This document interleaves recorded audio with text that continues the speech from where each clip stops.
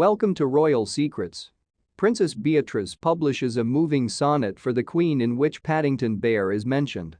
Elizabeth Truss and James Bond are mentioned in a poem written in honor of the Queen that was released by Princess Beatrice's spouse, Edoardo Mosey. An moving poem written by Princess Beatrice in memory of her grandmother, the Queen, has been published.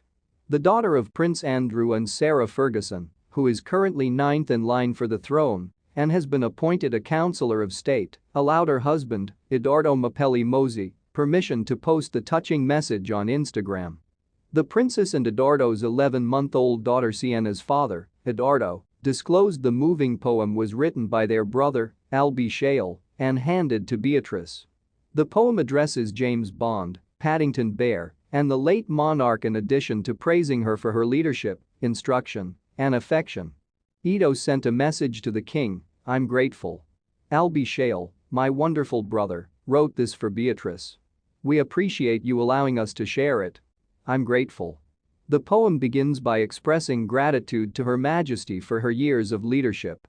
"Thank you for guiding for 70 years," it says. "I appreciate you leading with values rather than a spear. I want to thank you for guiding me my entire adult life.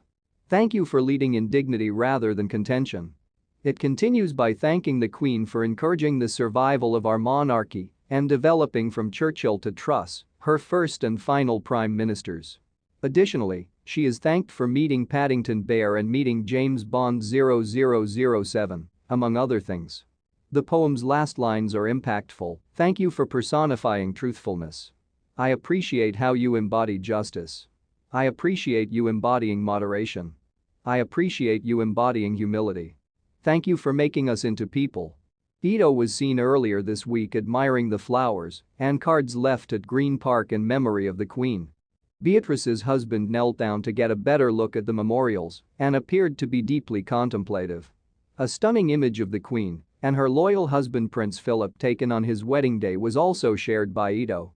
The 96-year-old monarch was honored, and Edo also shared a number of family photos, including one of the Queen driving a car when she was a young woman and another of her and her cherished Gorgeous. Another image showed the proud monarch arriving with her husband for Edoardo's July 2020 wedding to Princess Beatrice, the Queen's granddaughter. She was dressed in a mint green outfit. "Incredibly hard to absorb the last 24 hours," he posted on Instagram. "What a remarkable woman, and what a remarkable impact she has had on the globe. She served as the foundation for contemporary Britain. Feeling extremely fortunate that our young children were able to spend time with her this summer. Your Majesty, peace be with you. You will be sorely missed." During an emotional Queen's vigil with William, Harry grants Charles's dream by donning a uniform.